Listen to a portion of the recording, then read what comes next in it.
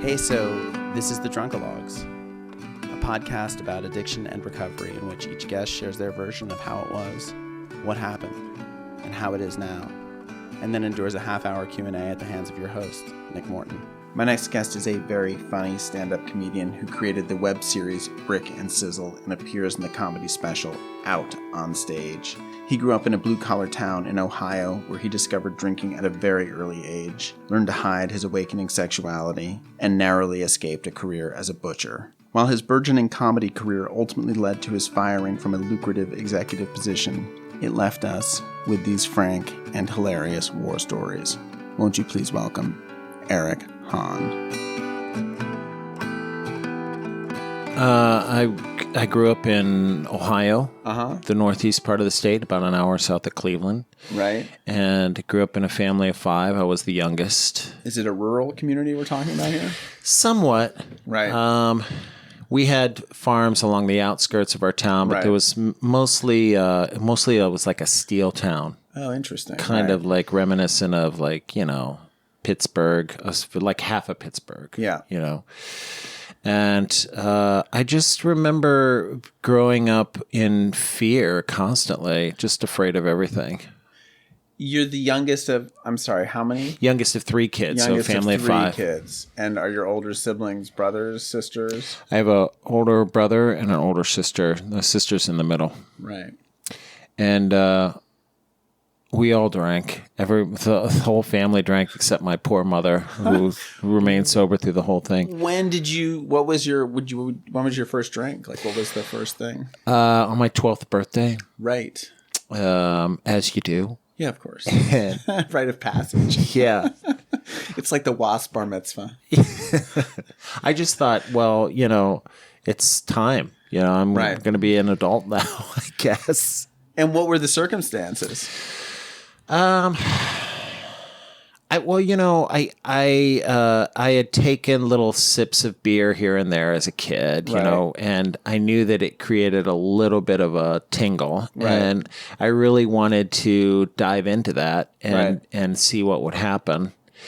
And my 12th birthday, my sister was boyfriends with this guy, and he was kind of a shady character, and he was able to get us beer, and he just bought a whole bunch of beer and for a bunch of 12-year-olds. Yeah, well, it's just me, him, and my sister. Okay. So weird. I was gonna say, it'd be like all the 12-year-olds come back and they're like, "Yeah, Eric's party was great. We played pin tail and donkey and all got drunk." Well, I had told my mother that I was going to a pizza party with all my friends, right? Which was right out of the gate, I'm lying about my drinking, as a child. And you knew at that point you were going to your sister's you and your sister and her boyfriend were going to go get drunk. Oh, yeah. Where'd you guys do it? In a park. Right. It's Ohio, so the park was literally a 10-minute walk from my house. And how much older is she than you? Just a year. Oh, yeah. Somehow I imagined this much older corrupter, but no, she's 13. Yeah. And her boyfriend was the same age. He was 13 also. But he was such a thug that he seemed like he was 27, I wonder, have you looked at pictures of him from then? I mean, I wonder how that registers now in your brain. You're like, oh, he's a child. I can remember clearly in my head. Really? I can see him. His name was Paul. And I just, I remember his, I was always fascinated with his butt because I love men, and it was even worse then. At least now, it's tempered down. But were you aware at that point that you're gay, or are you right? And are you out to your family at that point? No. I didn't come out to somebody till I was 17, and that was my sister was the first one that I came out with, and then a year later, she came out. She's a lesbian. Right.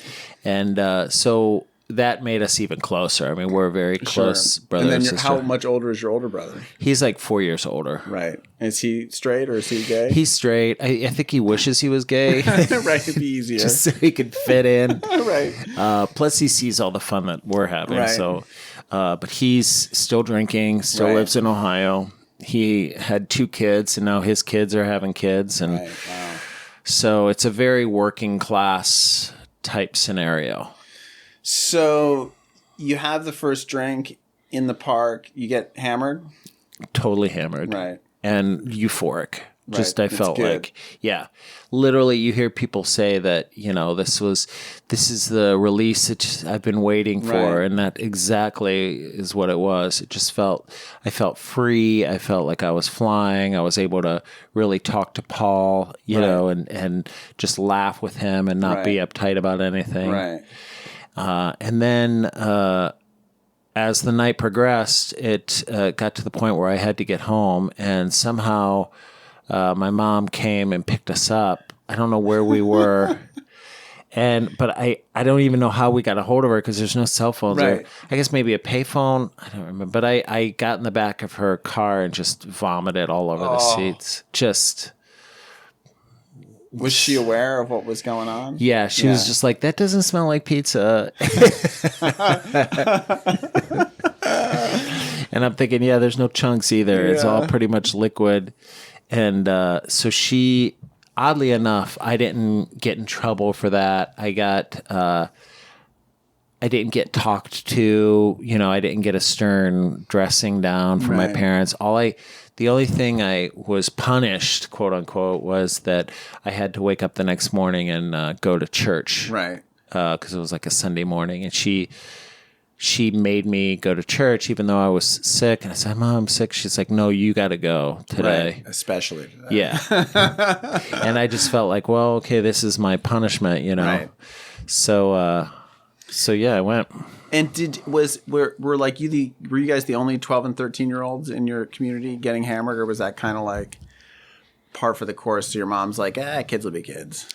I think it's a little of both. Right. I think it was we definitely started out early. Right. And a lot of my friends, I always kind of ran with everybody. So I had some friends that were very straight-laced, and then I had some friends who were smoking cigarettes and smoking pot, and so I tended to gravitate more towards them. Right. But I stuck out when I was with them because I was dressed really preppy and everything was just so. You're a good student? Somewhat. I think I would have been better had I applied myself more. But I always ran with a real smart crowd. Right. And then I'll never forget when I went to junior high, they tracked us, and we had never been tracked before, which is, they split up kids into groups based on their performance. And so I'll never forget the day that I found out that in 7th grade, I was going to be in a track 7-5. Right. And it was split into 7 tracks. So 7-1 and 7-2 were like the super smart. 7-3, 4, and 5 were like the mediocre kids. Right. And then 7-6 and 7-7 were like, these are criminals. But I just felt like all my friends were in 7-1 and 7-2, and I was in 7-5. And so that set me off to be like, okay, well, this is my fate. I'm a 7-5. Right. I'm just going to start running with these people. And I think things would have been a lot different in my life had I been in 7-1 or 7-2, because it just, that thing hit me like a ton of bricks. I had no idea that was going to happen. Right. I think that was the first year they did it. They didn't do that with my brother or my sister. Right. When they transitioned from 6th grade to 7th grade. Sure. But then once we got tracked in 7th grade, my sister was then tracked, but she was in 8-2. Right. So she was still in the Smarties, and I was just with the burners, I guess. Right. So now that's your peer group. Yeah. So I'm a 7-5. Right. And so then what happens? Where do you go from there? Well, I used to be a real class clown character. Sure. When I felt like I was smart. Yeah. So I was always with the jokes and always with the zing-zings and all that. And, but I completely went the opposite way in terms of being at school. Like I kind of felt like I didn't have confidence anymore, and I couldn't just blurt out and be fun. I clammed up completely. Wow, that's so fucking damning. Yeah. Of the system. That's interesting. It was, I really felt like I don't know any of these people. I don't feel like I have anything in common with them. And I was just afraid. I was a scared kid anyway, scared of everything. Why do you think you were scared? You must have explored this deeply in therapy now. I have. with about 7 different people. Still scared. Still don't really understand it at this still point. afraid. I think. Well, I grew up in a real chaotic home. Right. My father was an alcoholic, right. and he was just stupidly abusive. Right. More so emotionally, but definitely physically as well. So the whole house was just, we walked on eggshells the entire time. Well, there you have it. That makes a lot of sense. Yeah. That's brutal. I mean, it's brutal, I think, to be, I don't know. Sometimes I look at childhood trauma and I'm like, I can't believe I'm still fucking wrestling with this. I'm 48 years old. Get over it. That's how I feel too. But it's still there, oh my God. I could never be a parent because I don't want to do something to somebody that's just going to have that effect. It's really terrifying when you look at your own kids and you're like, oh, what is the damage I'm causing? Even though I'm I'm trying to be a better parent, and then I had perfectly good parents, but I try not to, not to bruise them in some way that's going to, whatever, it's some thing that you can't see until much later in life, and suddenly it's like, oh, they're rotting from that spot where I pushed too hard. And that's the point. I think that's where the turnaround comes, right? And that's where you're not fixing, but you're taking a different path. And if you're cognizant of that, hopefully, then that's 90% of the battle. Hopefully. I'm not perfect though. I still scream like a crazy person from time to time. I would just be if I had kids, I would just be their buddy. You know what I mean? I do that too, but that isn't always because then sometimes you're it's not time to be buddy. It's time for to bed because I need to go to fucking sleep too. I'm exhausted. I got a job I got to go to. Yeah. So, then where do you go from 7th grade? I mean, where's your whole sort of arc of using and abusing sort of head? It really takes on a life of its own once I get through junior high into high school. Into high school. Right. Because I felt like even though I had some friends that would drink or want to drink, it was always me in the group that wanted to make sure whatever we did involved some kind of alcohol. Sure.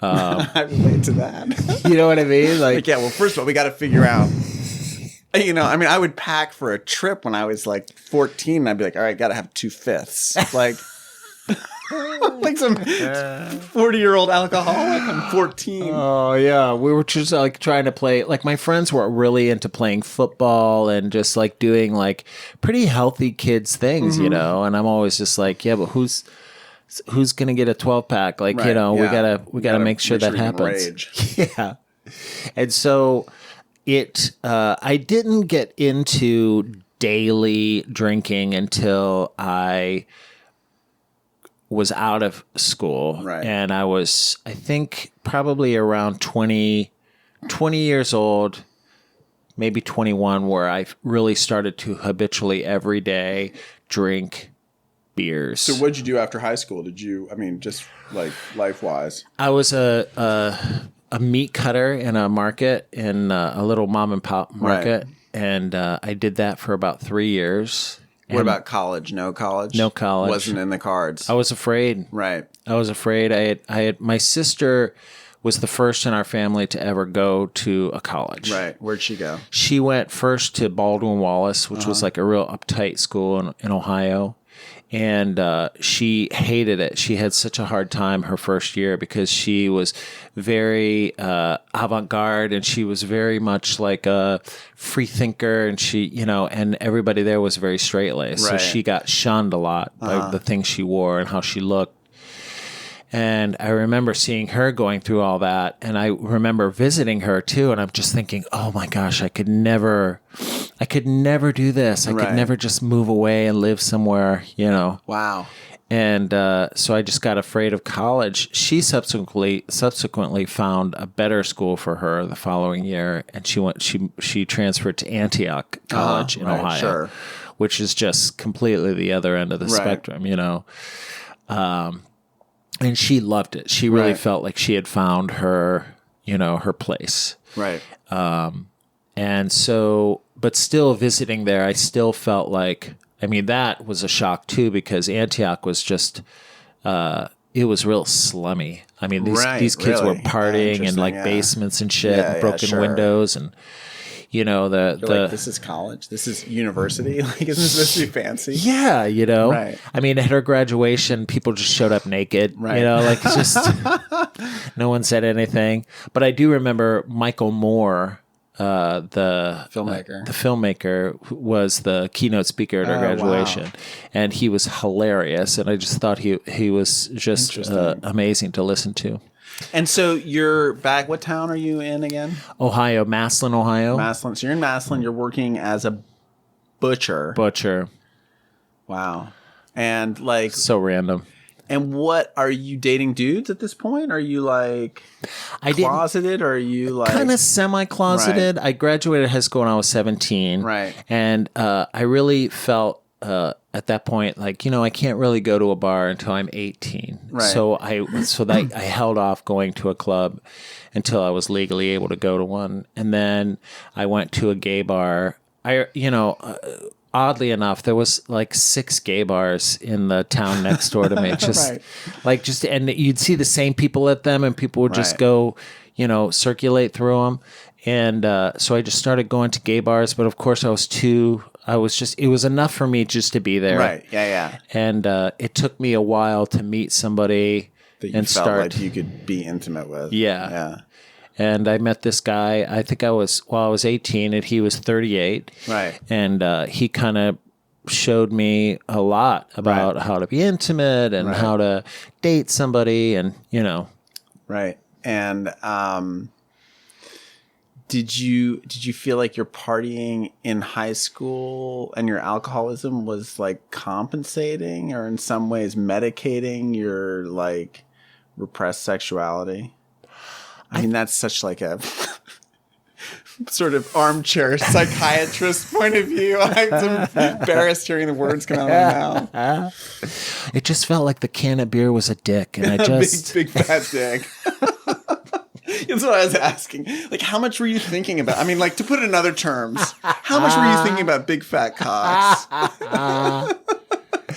It definitely helped. It helped. It lubricated, you know, and especially because around that time, that was 1985, and AIDS had just exploded onto the mainstream, and it's like we're all gonna die of the gay plague. Yep. We with the bar that I would go to stopped using. They put everything in paper cups. Wow. And I'll never forget walking in there and seeing everybody drinking out of paper cups, and I'm like, "What's going on?" Yeah. Wow, that's so scary. Yeah, and then one guy that was kind of in that group, he contracted HIV, and he was so attractive and beautiful, and he would just get wasted every night. And I remember thinking, man, that's. And did people know what it was at that point? Yeah, they knew. Right. It was HIV wasn't around. It was it was AIDS, around, but it was known as AIDS. And it's those memories are just so engraved in me, you know. So it helped to be able to drink, and I think the drinking helped me cope with not having sex with somebody. You know, well, I mean, especially like through high school, you know, your like hormones are rushing. I mean. I was lucky in high school though, because I had one guy that I messed around with from the time I was in 4th grade until I was a junior in high school. And he was at your school? Yeah. And he was like two houses away from me. So I had him as an outlet, a physical outlet. And then and was there like emotional support of any kind in that? No, it was really unhealthy. It was so unhealthy. You guys are both just like, yeah, we didn't do that. Yeah, well, like I would just be like, the minute I would come, I would just be like, okay, we're done. Right. And I don't remember him ever having an orgasm. So I just gave him the worst case of like blue balls in history. But I knew that I was the only one that he had to do that with. And he was definitely the only one. But in my selfish thinking, like I just felt like, well, he's there for me. And then once I'm done with that, I I wasn't even thinking about his needs, you know. And I mean, you think he would figure it out after a minute, like maybe I should take care of myself before I get Eric done here. You would think, but he never did. He never did. Never did. I don't think I ever saw him, you know. So it was pretty sad on his part. And that guy's married now. I'm connected with him on Facebook. Right. So, well, and then when there was somebody else too. Yeah, my junior year, I met this blonde guy who went to another school. Right. Was from a total different district. And so we had kind of like an affair type thing for the better part of a year. And then after him, I started banging the football captain of our school. No way, really? Mm-hmm. And he, I assume, was deeply closeted? So deeply. And I had no idea. This is somebody that I had known for years, but I had no idea that he was gay. Right. And we were in a singing group, a singing and dancing group in school, like a show choir type thing. And I'll never forget, this was my senior year in high school, and we're all in our tuxes. This is going to get really graphic. Is that okay? Yeah. It's a podcast. Okay.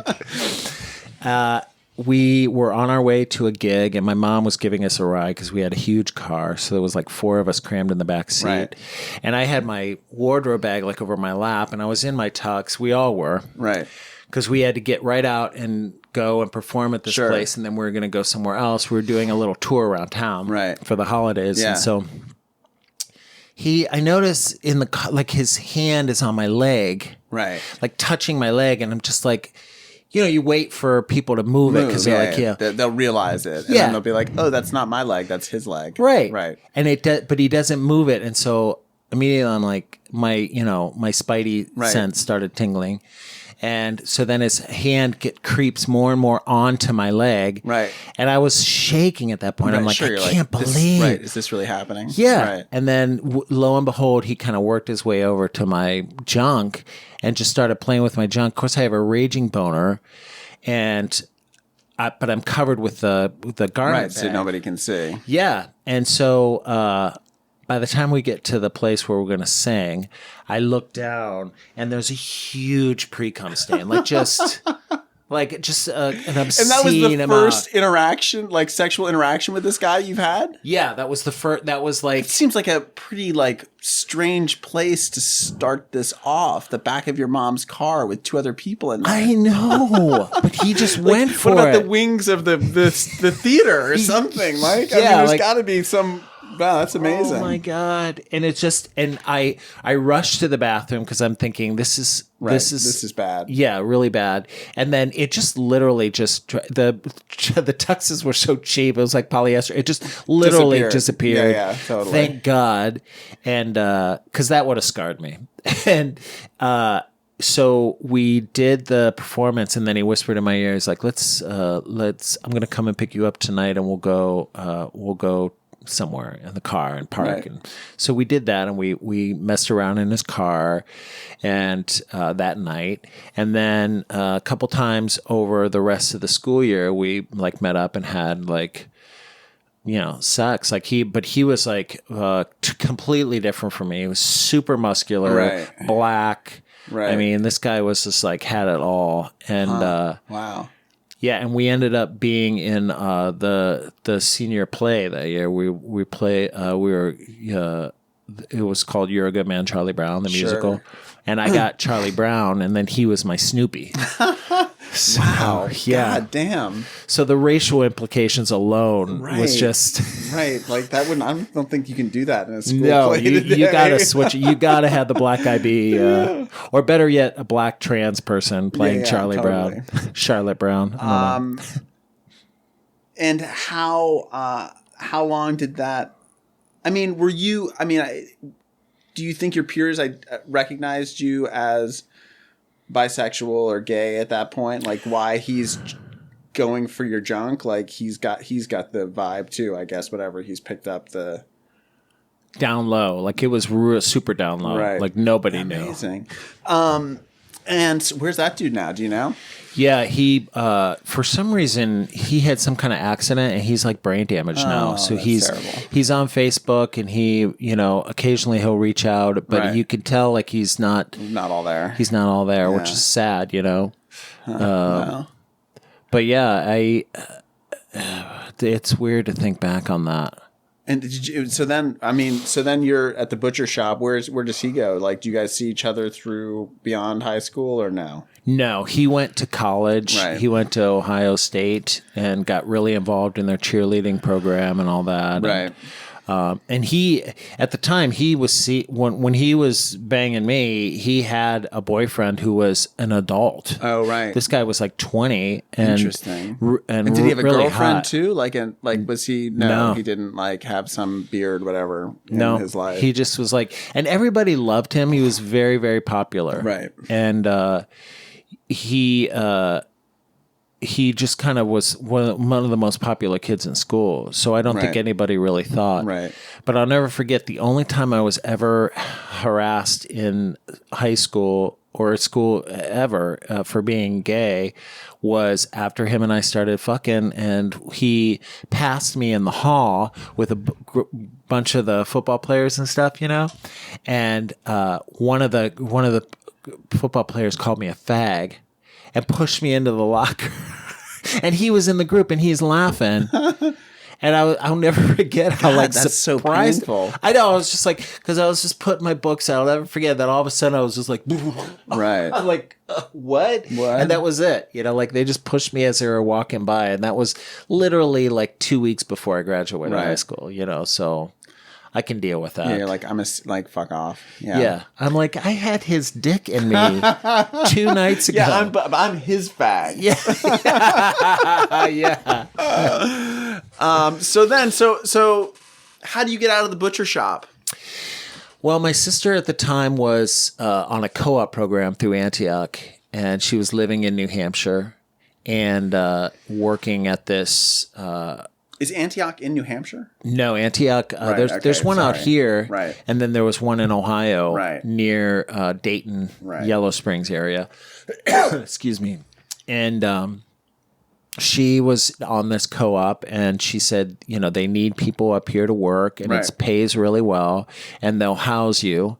Right. And what town in New Hampshire? Greenfield. It was a little town at the base of a mountain, and then the developmental center was called Crotchet Mountain, and it was at the top of the mountain. Right.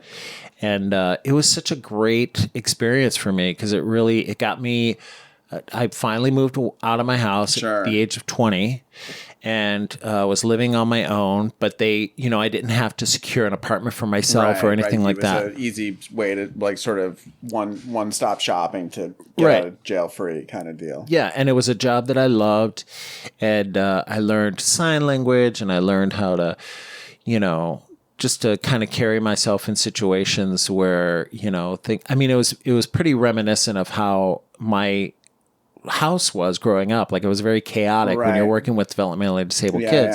Yeah. A plate may fall across the floor, or you may find them, pooping themselves in the living room and eating it. Like, there's just all kinds of, and that was my family. I'm just kidding. Right. Sounds like some of the film sets I've been on. So it was good, but again, there was very little outlet for me to be gay with anybody. Sure. So I drank a lot just to, deal with the fact that there wasn't any, it just didn't seem like there was any gay people up there to connect with, to learn how to be a gay person. Right. Yeah. So it was funny because at that point I went back to Ohio to visit for Christmas time or something, and I saw another guy that I went to school with. And this guy had really blossomed. I mean, he looked amazing. Right. And for some reason, I just took one look at him and I thought, I'm going to get in that. Like, that's going to be me, And we connected when I was home and had a beer or two at a bar. And I told him what I was doing up in New Hampshire. And he's like, that sounds great. I want to do that too. Right. And I just thought that was drunk talk. But when I got up there, he wrote me a letter at that point because there was no internet or whatever. Yeah. And he wrote me a letter and he's like, let's make it happen. So, took about 2 months and then I got him up there. What had he been doing before that? Was his job back in Ohio? Do you remember? I think it was like in sales for like a window company or something. I mean, that's just such a typical Ohio thing, you know? It's amazing living in LA. Like everyone's doing some like crazy creative interpretive dance career. And it's like selling windows, working in a butcher shop. You know? Everyone needs them. Everyone eats and everybody's got spaces in their home where they need clear glass.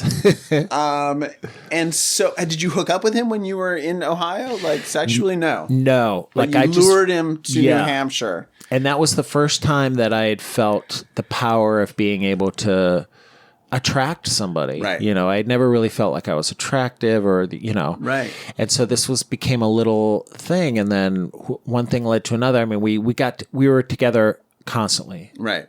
Every day, night and day. And he would sleep in my room. Right. But we would get wasted. Right. And then he'd lean over and I'd know time was now, so I would just start sucking him off. And then the next thing I know, the first thing this guy wanted me to do is penetrate him. Right. That was his go-to. That was like the first time you guys hook up. He's like, stick it in. Put it in a butt, right. And I was so surprised. But now I think it kind of makes sense because I've been with a couple straight guys after him. And that is the go-to because that's defining it for them. Right. That's really answering a lot of questions, because, I mean, it feels amazing. when you're giving it. No, when you're getting it. That's what I'm saying. Straight guys just do not understand this at all. But it's incredible. Right. It's an incredible feeling, and there's a strength in it because, you feel like, oh, it's emasculating and but when you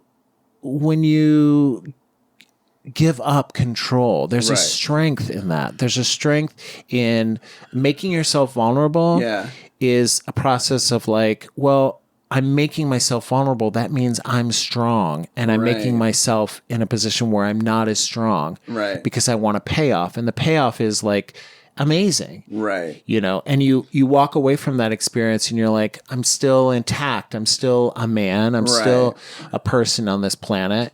But you have this whole other perspective that you would never have had you not been fucked. Submissive, yeah. I mean, was he? Did it happen? Was it a multiple? Every night. Yeah. Like, so that was every night. Yeah. Like, get kind of drunk, make a move on Eric to make it clear that I want to get fucked.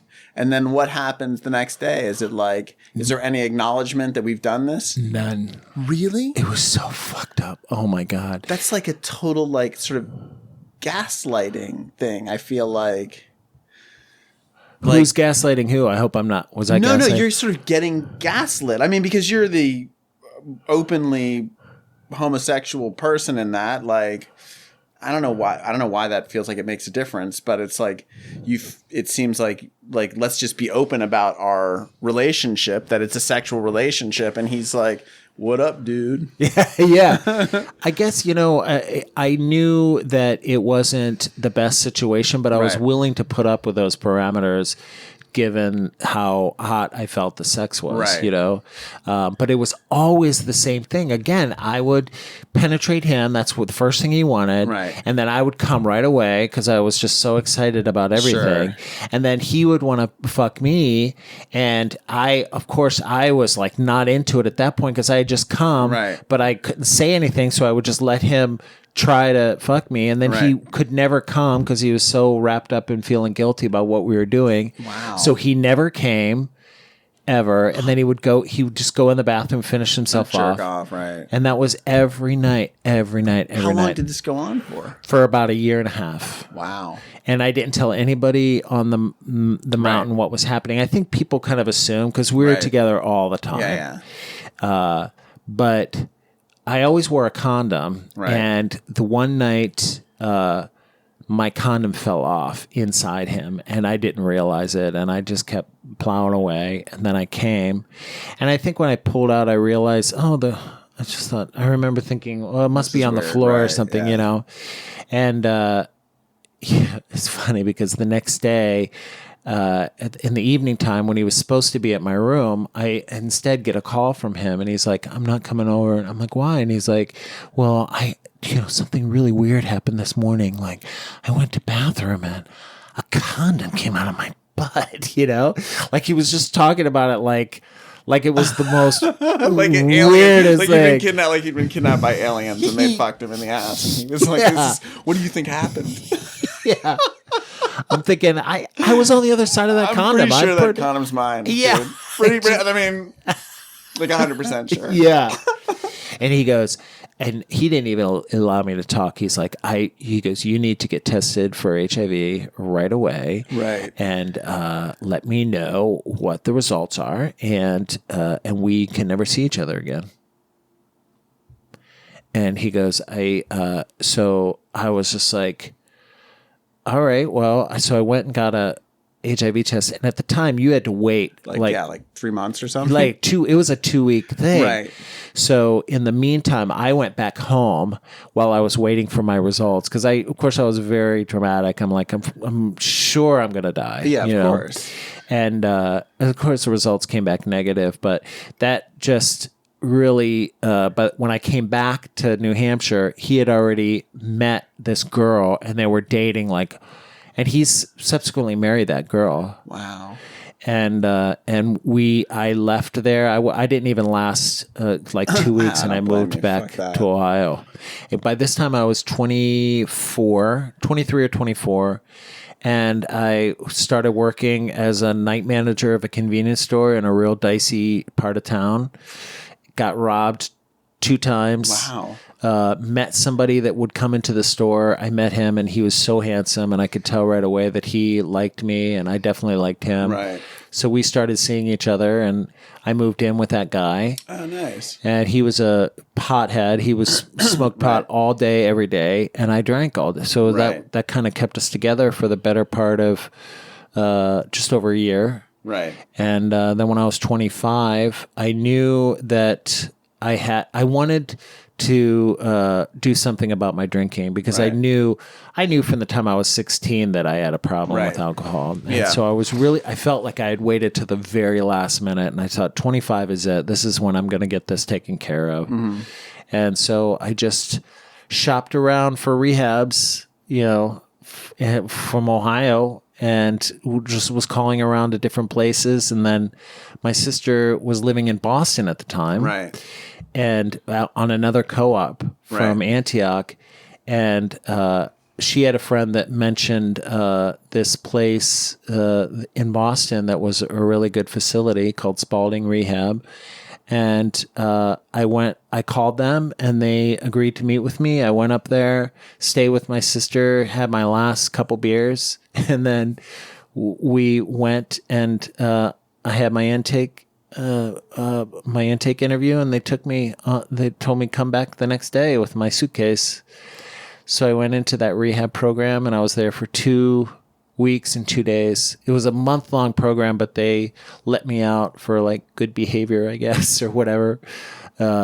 Because a lot of the people that were in that program, that particular hospital, they all had other maladies that they were coping with as a result of their drinking. They were in wheelchairs, and they were having strokes and whatnot. And I had none of those things. I was in really good shape. I was 25 years old. Yeah. And they actually had on my file, some kind of drug or something that they would give me if I was detoxing real hard. But I didn't even need it. Yeah. And so I was there. I was maybe a week in to my time there, and the day was structured so great. You had all these people that you were meeting with, a physical therapist and an occupational therapist, and I didn't need any of this. So we would just sit and chat, It was hilarious. And there was a counselor there that I got real close to, and she helped me, and she mentioned, she's like, she goes, maybe you should just consider staying in Boston. Right. After you get out. And I'm like, I can't do that. I can't. I was just horrified. But then I'm thinking, I'm like, well, yeah, maybe that makes sense. And this is the life I want. I don't want what's back there. Yeah. And so I broke up with that pothead on the phone from a payphone, and it was like so Carrie Fisher. Like, and I just you loved guys it. like, were you guys like a real couple at that point? Like, Yeah, normal, we had like there was like you out. kind of ish, Right. as out as you could be, and like in we that lived place, together. right? Yeah. And I'll never forget one time we got harassed at the mall because we were very visibly, because he was so striking and so Right. good looking. He was like a beautiful black man. Right. And I was like a beautiful white boy. Right. So when we would walk through the mall, people would be like, yeah, they're fucking. Yeah, you know? right. And this group of high school kids or something were just like called us fags or something. And I'll never forget, he went up to them and he pulled a gun out of his jacket. Nice. Like a little Right. pistol, you know? And he's like, what'd you say? You know, and oh my God. What'd they do? The one guy, I'd never seen Just like color go just white. drain Right. from a Yeah. face. Amazing. And I felt so powerful, you know? Right. And I'm like, man, that's exciting. You know, I'm with the right guy. Right. You That's know? cool. Yeah. But I love that. I'm like, he pulled a gun, and I'm like, yeah, that's cool. yeah, I got such a hard on. I'm like, we got to go take care of this now. Yeah, totally. You know, fuck. So you break up with that dude? Wow, on the phone, and then you move to Boston. You stay in Boston? Stayed in Boston, got a job with a cell phone company. At the time, cell phones were just kind of coming into the point where Yeah. everybody had one. So I worked at that company What for year like is 3 this? years. This was in maybe I was 26, Right. and I'm 52 now. So 26 years ago. yeah. You guys do the math. It's 93. Yeah, and I just had such an amazing time. Like especially my first year of AA was just Yeah. pink cloud the whole entire Amazing. time. Just I met a temporary sponsor right out of the gate who lived 2 doors down from my sister in Brookline, Mass. So him and I were very close. How did you pay for rehab? It was at the time I was working as a like a nurse's aide type person Right. in a group home setting in Ohio. Right. And I had really good insurance. Right. I had a really good insurance plan that I had never used. And was there some incident in your life that made you be like, I got to get to this, I got to do rehab, I got to go? Or was it coming home and getting out of your life and seeing your sister that made you be like, I got to do something different? There was a moment. I had this when I was living with the pothead. He had gotten me a very small dog for my birthday or something. I called him Peebo, and he was just a tiny little Yorkie poo or whatever. And I had this bedside table that was just stacked full of shit. Like, you know, because I was an active alcoholic. There were ashtrays full of my cigarettes, you know, old cups of coffee with mold in them, Yeah. fucking stacks of mail unopened, a big lamp, you know, just Right. all kinds of shit. And my dog used to like to sleep under there because it had this tablecloth that went down to Right. the floor. So that was his little fort. And so one night I was super drunk as usual, and I had never fallen before. That was a big first for Right. me, as falling. Like I'd always like, I don't have a problem because I've never fallen down. I like that. I haven't heard that before. Yeah, it is. So that was a point of pride in my head, you know. That is. I mean, God, I think I crossed. That may have been a boundary for me at some point, but I think I crossed it when I was like 13. Got it out of Fell the down way. the stairs. I was like, I guess that's not the thing for me. Yeah. Gravity, what a bitch, right? But that night, I was going to bed and I fell. I tripped.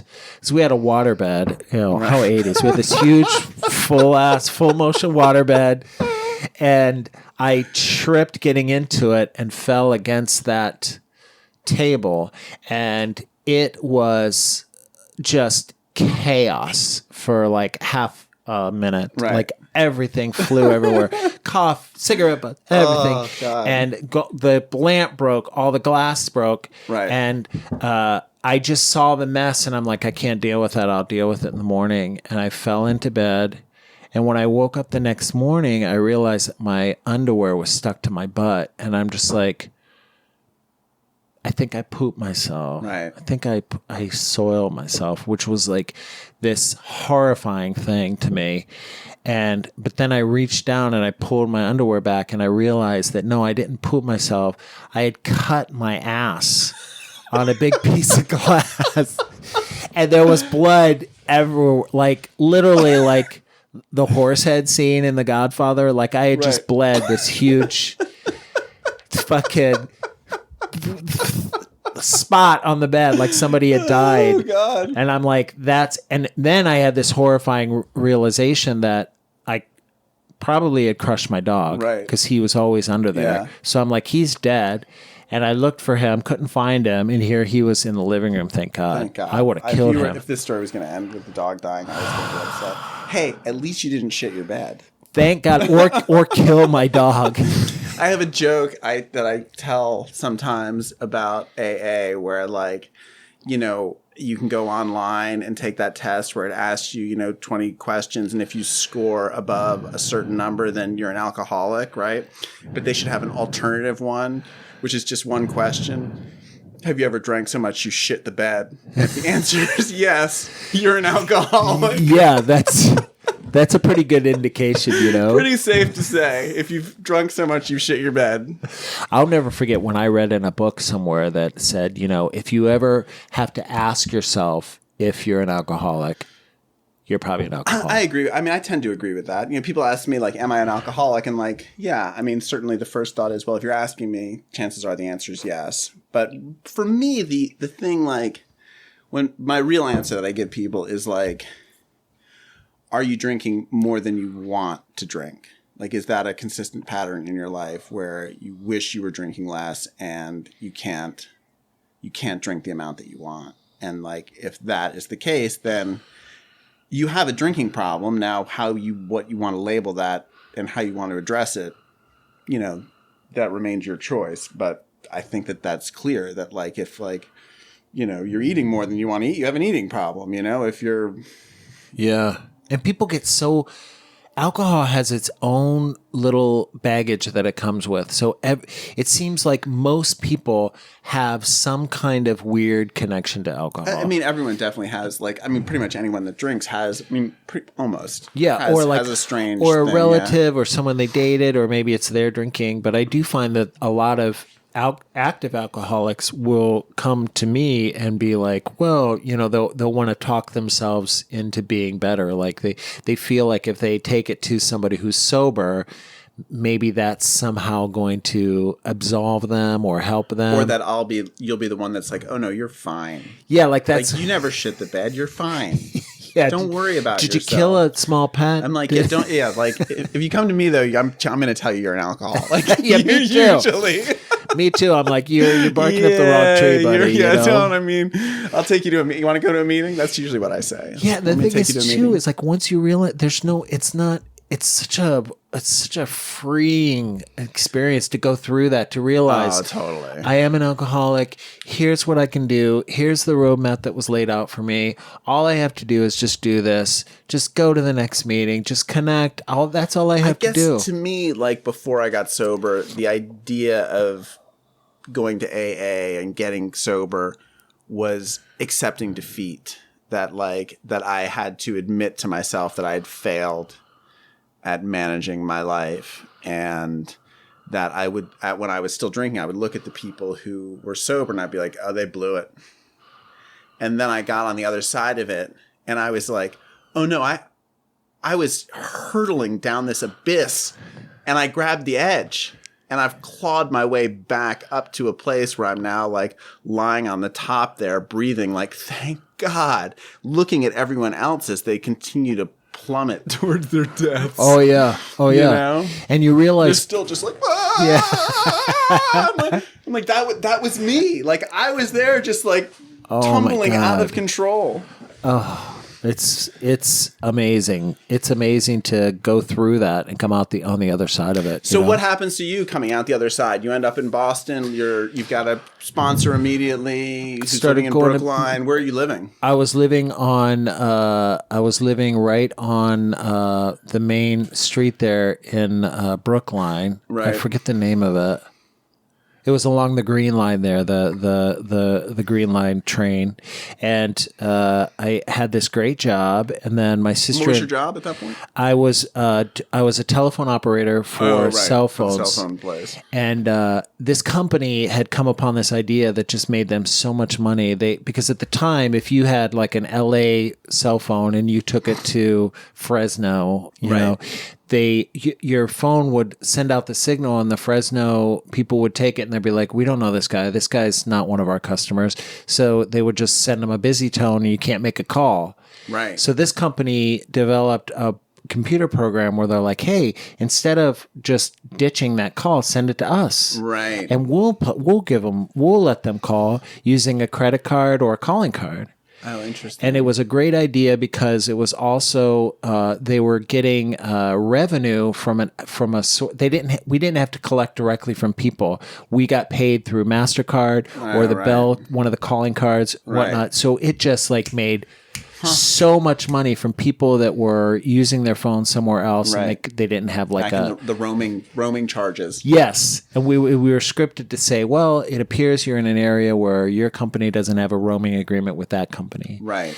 But we got all the trash calls. So if somebody had a brand new phone and it wasn't in the system yet, it would come to us, right? And they would mistakenly go, "Oh, I guess this is how I have to make calls." So they would make a call, right? And we would ring up charges for them.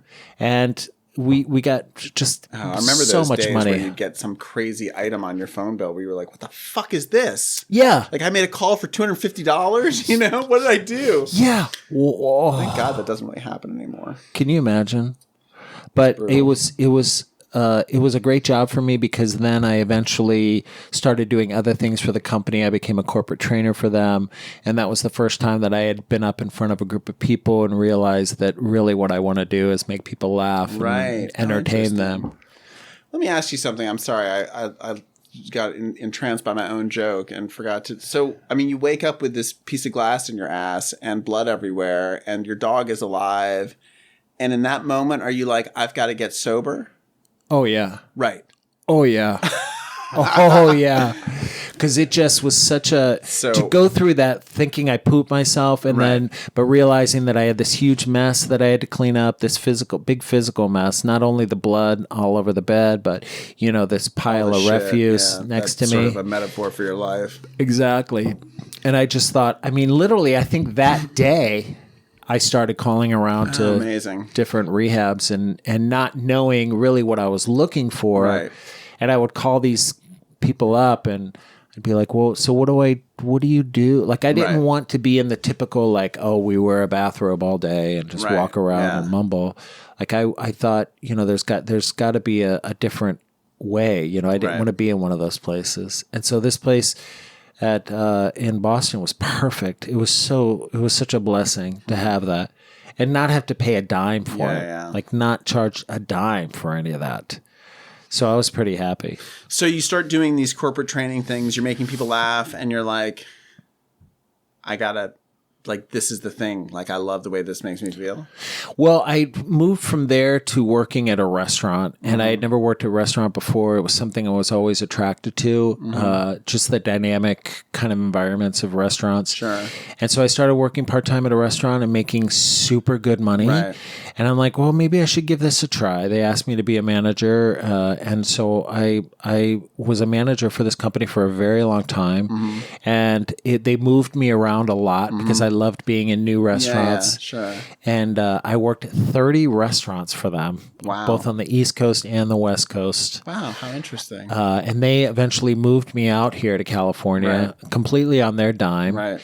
And I worked for them for quite a long time once I got out here. Right. But then I took Jerry's class. You took Jerry's class? Yes. Oh, I didn't realize that. I didn't realize you were one of Jerry's kids. Yeah. When did you take Jerry's class? 2009. So you were like one of the first classes ever. Yeah. Jerry was a kid back then. Oh my God. Yeah.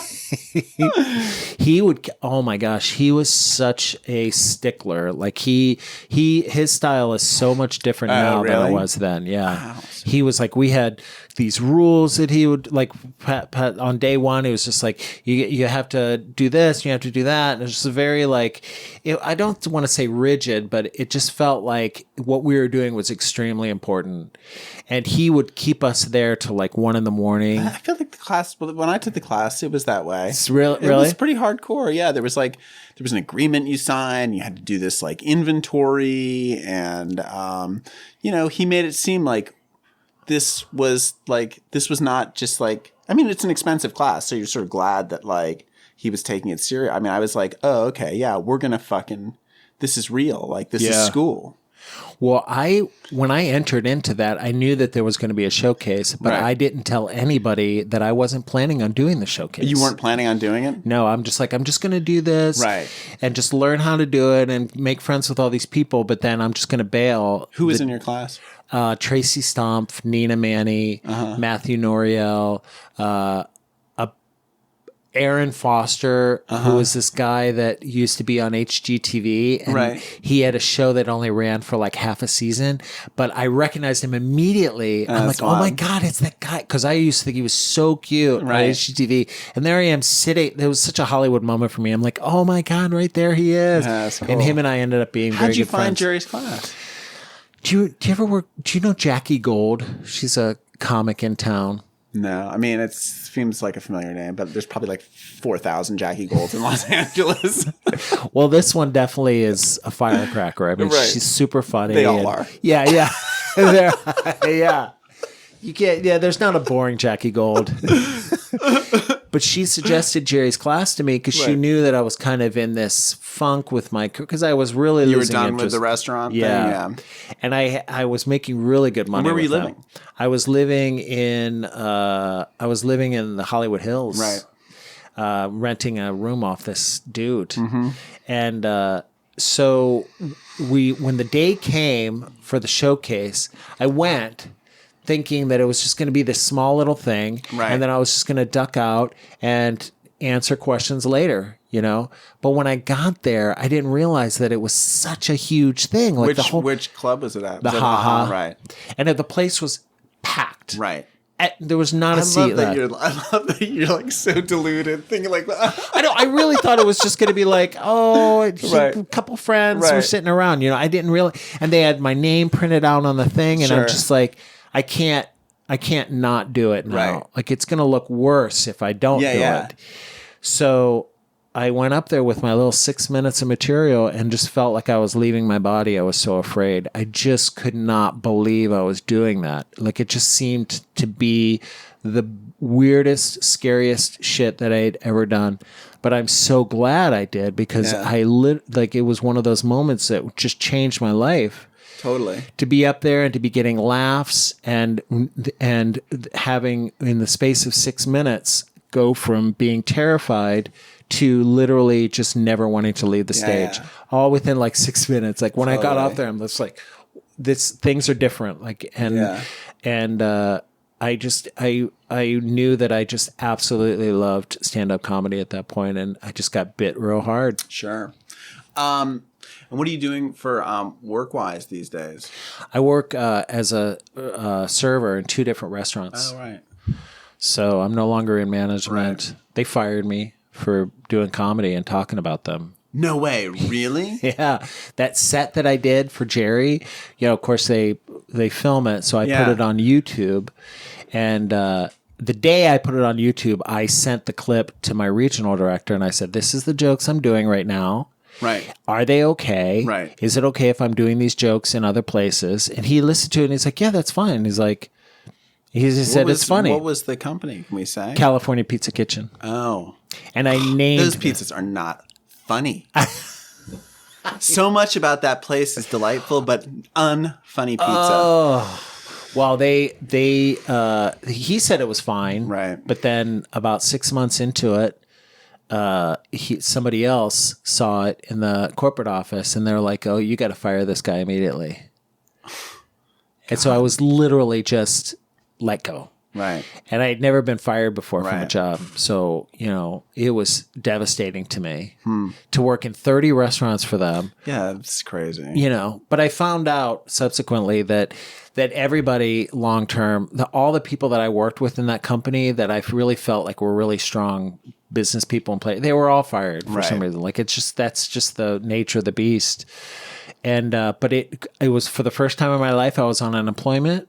It opened up all this time for me. It gave me something new to talk about on stage. Right. How Yeah, CPK sure. fired me. Yeah. I would be on stage at the Comedy Store and I'd have people calling CPK. I'm like, call them. That's amazing. Ask them why. Is it true they let go of Eric? I would read the letter they fired me with. Right. Like I just went on a rampage, and it just felt really great, And where is your comedy? Where do you see comedy going? Like, do you have a path? I'm asking for myself. I'm just hoping for some wisdom at this point that I can apply to my own stand-up comedy career. It's I struggle so much with self-doubt and kind of self-sabotaging myself, and so I need to grasp to whatever it takes to get me keep me going on this path, Right. So Tammer, it's interesting. Tammer is a huge influence on me, especially recently. Him and I have been kind of connecting just through text, and he's just really kind of, he gave me a wake up call one day. Like we just spent like an hour texting back and forth, and he just laid it all out, and he really made me realize, what I need to do. I need to keep my head down and keep doing the work and keep, stop self-sabotaging myself and look at myself in a different way.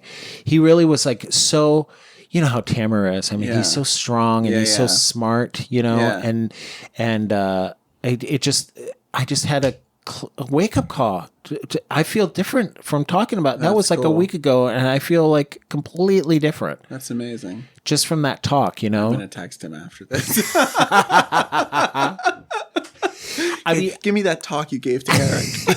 it worked so well because nobody had ever said some of those things to me. Nobody had ever said like, look, he's like, I can't help you.